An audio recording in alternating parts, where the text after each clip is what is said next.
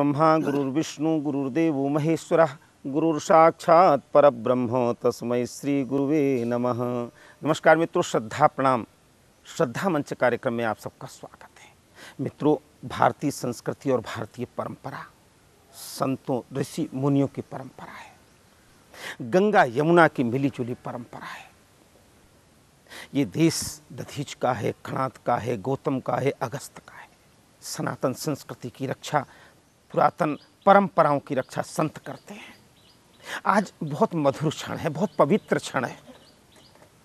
श्रद्धा channel के माध्यम से आप आज मिलने जा रहे हैं उस महान विभूति से जिनकी सुगंध आज देश नहीं विदेशों में फैल रही है, जिनके तमाम से संकल्पों को देखते हुए बहुत से नर नारी सैकड़ों करोड़ों लाखों कौन कौन कहां कहां के उनके साथ जुड़ते चले जाते हैं।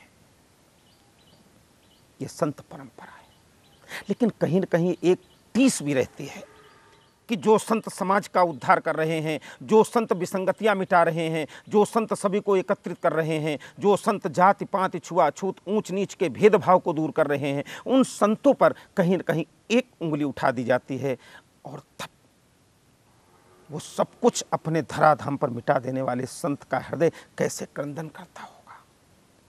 लेकिन ये बहुत सी बातें हैं। अभी तो बात सत्य की, संत की। जी हाँ, अब बता दूं, आज हमारे साथ आपको अमृत पान कराने वाले मौजूद हैं परमादरणीय, परम पूजनीय, प्रातः स्मरणीय पूज्य बापूजी महाराज। बापूजी महाराज प्रणाम है आपको।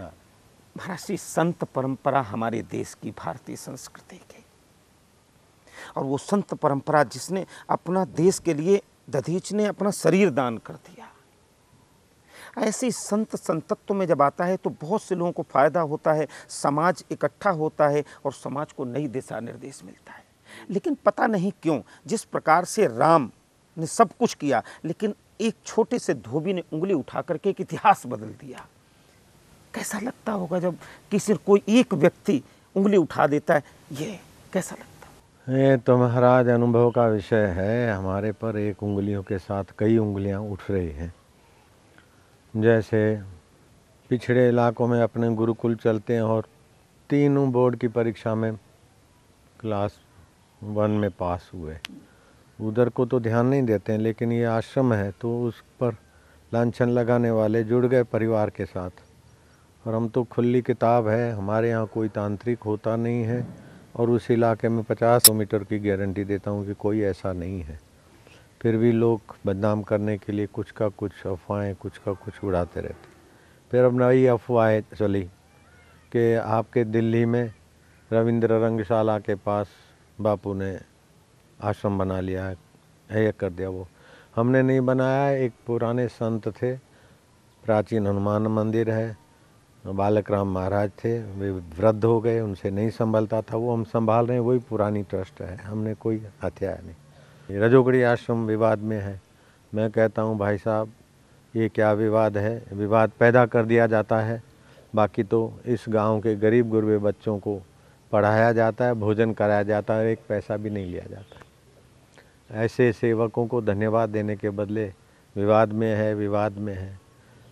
गुजरात में एक इलाका है पेडमाला, और इंटीरियर इलाका है, गरीब बाहुल्य है, 20-25 रुपये में काम करने को तैयार है। ऐसी जगह पर एक पहाड़ी खरीदी और वहाँ गायों की सेवा होती है, गरीबों की सेवा होती है। उछाला कि 100-150 एकड़ ज़मीन हथिया ली है। हम गारंटी से कहते हैं 1 इंच भी ज़मीन हथिया ही नहीं है। उसके दस्तावेज हैं साधकों के नाम से, और वहाँ सेवा कार्य होते हैं। 150-200 करोड़ की जो ज़मीन आप बोलते हो, हम कहते हैं कि काफ़ी निर्माण है और आप वो ले लो 1.5 करोड़ में। इससे ज़्यादा हम क्या स्पष्टता दे सकते हैं? आप बोलते हैं ना अरबों रुपए की ज़मीन है, मैं बोलता हूँ 1.5 करोड़ आप दे दो और ये सेवा कार्य चलते रहे, हम उसी में आपको देते रहेंगे। 1.5 करोड़ भी हम ले के नहीं जाएंगे।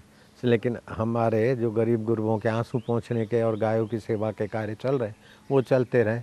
आप जो 150 करोड़ बोलते हैं, हम कहते हैं आप 1.5 करोड़, खाली 1.5 करोड़ दे दीजिए, और हम विश्वास दिलाते हैं कि वो 1.5 करोड़ भी आपका ये सेवा कार्य चलता रहा तो हमारा आदमी उसमें लगा दे। इस प्रकार छिंदवाड़ा की ज़मीन हथिया लिए कर ली नहीं, ज्ञानदा देवी का ट्रस्ट था, वो पुराने ट्रस्टी उसमें भी है, और उनसे चलती नहीं थी कोई संस्था, वृद्धाएं हो गई थी, तो हमारे सेवक ट्रस्ट में लगे, और वहाँ ऐसा सुंदर गुरुकुल चला है कि 85% 90% आदिवासी बच्चे रिज़ल्ट लाते हैं, और उनका स्वास्थ्य और उनके चेहरे चमकते देखते हमको लगता है कि हे भारत माता, कैसा क्या जो समाज से टूटे हुए, पिछड़े हुए, अयोग्य व्यक्ति गिनाते थे, उसमें से ऐसे योग्य हीरे भी निकाल रहे हैं। ऐसे लोगों पर लांछन लगाना, संस्था पर लांछन लगाना। बापू के पास इतने अरब हैं, इतने फल, इतनी संपत्ति, वाह मेरी संपत्ति नहीं है। अलग अलग जगह पर ट्रस्ट हैं, कहीं ज्ञानदा ट्रस्ट है, तो कहीं हनुमान ट्रस्ट है, तो कहीं योग वेदांत समिति है, तो कहीं संत आशाराम ट्रस्ट है, और उसकी मालिकियत सरकारी, मतलब ये ऑडिट होती है हर साल, और उसमें ऑडिट रिपोर्टें भी है।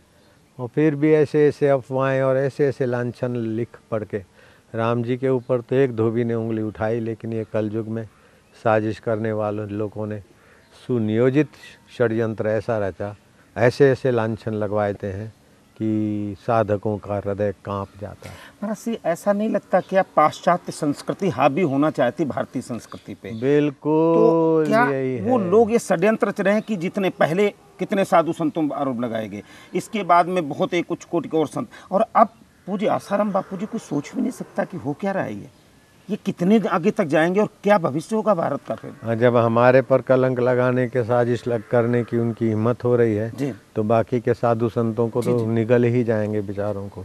तो हम तो कहते हैं कि भारतवासी, आपको तोड़ने वाली ताकतें नाकामयाब हो। भगवान कहते हैं श्रद्धावान लभते ज्ञानम तत्पर संयते इंद्रिय। तो ये आपकी श्रद्धा पर जो ठेस लग रही है, हजारों लाखों करोड़ों लोग मुझे सुनते हैं और वे बहुत पीड़ित होते हैं, इसीलिए मैं इंटरव्यू देता हूँ, नहीं तो मैं इंटरव्यू देने में मेरा स्वभाव नहीं है। तो कांच की कैबिन में बैठकर सत्संग करने वाले बापू को आज मैदान में आना पड़े। जयेंद्र सरस्वती जी के साथ भी षड्यंत्र रचा गया, मेरा हृदय पीड़ित हुआ कि ये झूठे मुकदमे हैं, झूठे केस हैं, और तो फिर मैं आकर सड़कों पे बैठा। लोग बोलते थे इनका बैल नहीं हो सकता है, इनको जन्म टीप अथवा तो फांसी मिलेगी। मेरा हृदय पीड़ित हुआ कि साजिश वाले तुम क्या कर रहे हो। तो मैं आकर सड़कों पे बैठा। आज वो जयेंद्र सरस्वती बाहर घूम रहे, साजिश में जो भागीदार हुए, किसी की नौकरी गई, किसी को आपदा आई, किसी का राज्य चला गया, ये दुनिया जानती है।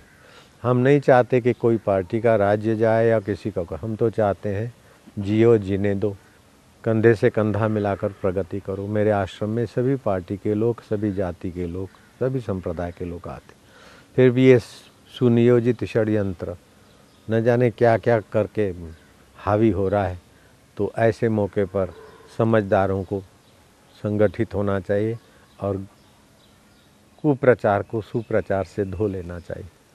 जो लोग सुप्रचार करके कुप्रचार को धोते हैं, वो ईश्वर के देवी कार्य के भागीदार माने जाते हैं। एक संत का ही काम नहीं है पूरे समाज को उन्नत करना। राम जी के साथ जो घटा, तो उस सेवा कार्य में हनुमान जी लगे, नील लगे, और भी लगे, अंगत लगे, यहाँ तक कि छोटी छोटी गिलहरी और बंदर भी लगे। तो अभी वही समय आया है, छोटे से छोटा भारतीय व्यक्ति और बड़े से बड़ा अधिकारी। मैं तो कहता हूँ कि प्रशासन को परेशानी पैदा हो जाती है ये कुप्रचार से। हम जब आपको गले लगाकर आपको भी नगर भारतवासी मान रहे हैं और अपने स्नेह से, तो आप विदेश में रहकर अथवा यहाँ रहकर भारत के पेट में घुसकर भारत के पेट में ही गला छुरा भोंकने की क्यों तकलीफ़ करते? कर्म का संविधान है, कर्म प्रधान विश्व करे राखा, जो जस करे तैसा फल चाखा। अभी कितने हृदय कतरा रहे, तहरा रहे। तो ध्यान रखें, कुप्रचार की साजिश के शिकार न हो। कभी रामदेव महाराज साजिश के शिकार, तो कभी अमृतामय, कभी साईं बाबा, तो कभी कोई संत, एक से एक। और मेरे को कुछ दिन पहले किसी लोगों ने कहा कि बापूजी अब आपका नंबर है, यहाँ तक हुआ है, अब आपकी तरफ साजिश का है। मैंने कहा मेरे पास तो खुली किताब है। बोले बापू देख लेना। तो मैं देख रहा हूँ कितनी घिनौनी साजिश की जा रही। इसमें हिंदुस्तान में अशांति फैले ऐसी साजिश की जा रही है। गुजरात को तो जलता हुआ कर डाला, साजिश कर डाला। और जब बच्चे गुम हुए 3 तारीख को, तो साजिश वालों ने 3 के बाद चौथी, 5वीं, 6ठी, 8वीं तारीख क्यों नहीं चुना? 16 तारीख को घोषणा की और 18 तारीख को आश्रम में धावा बोला। ये साजिश स्पष्ट दिखती है। और जो लोग दर्शन करने आएंगे वो हथियार लेके क्यों आएंगे? वो और अहमदाबाद के लोग भी इतने बुरे नहीं हैं, मुझे जानते हैं। मेरे पास अहमदाबाद के लोग मेरे साधकों को पत्थरों से और डंडों से मारे, मैं कतई विश्वास नहीं करता हूँ। मुझे पक्का रिपोर्ट है कि 2 ट्रकें भर के आई थी बड़ौदा से और काफ़ी ट्रकें इधर उधर से बुलाई गई थी। जो 200 रुपये वाले आदमी थे, कुछ बदमाश थे आगेवान, गाड़ियाँ जलाई, आने वाले लोगों को पीटा, लाइन में खड़े हैं और मारा पत्थर, बहू बेटियों की चेनें खींची, आतंक मच रहा था। आश्रम वाले जो अपने अपने डिपार्टमेंट में रहते हैं ना, तो पर्व के दिन उनकी आवश्यकता और ज़्यादा पड़ती है। जहाँ ऋषि प्रसाद में 25 आदमी काम करते हैं या 15 करते हैं, तो उस दिन और ज़्यादा बिजी होते हैं। साजिश वालों से खरीदे गए लोग आश्रम को बदनाम करने में सहभागी हो गए। नाम तो आता है कि अपने ही हिंदू हैं, अपने ही फलाने हैं, लेकिन हिंदुओं को कैसे हिंदुओं से भिड़ाना, ये साजिश करता लोग अच्छी तरह से जानते हैं। सच्चाई कुछ और होती है। ऐसे तो एक एक बात का मैं क्या खुलासा करूँगा।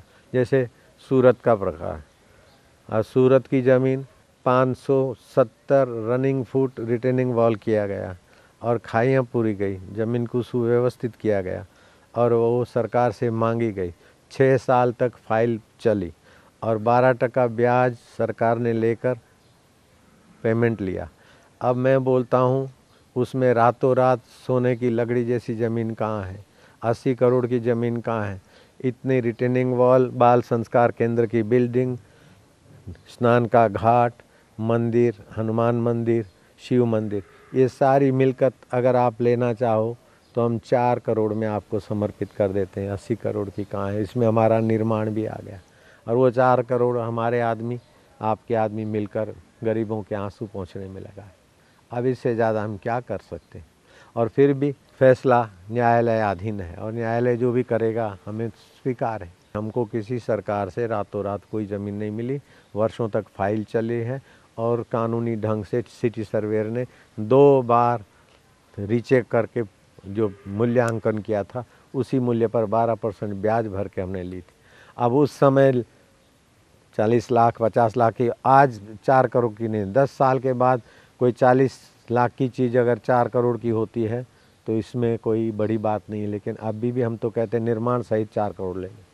ऐसे इस प्रकार न जाने कपोल कल्पित कितने कितने आरोप लगते रहते हैं, लगवाते रहते हैं और प्रशासन परेशान होता रहता है और लोग भ्रमित होते रहते हैं। और साधुओं को मैं तो कहता हूँ, हमारे वैष्णव साधु, गिरी पुरी अथवा अखाड़े वाले किसी भी साधु का जीवन देखोगे तो खा लिया पड़े हैं। उनको न पेंशन मिलती है न पगार मिलता है। ऐसे साधुओं को बदनाम किया जाता है।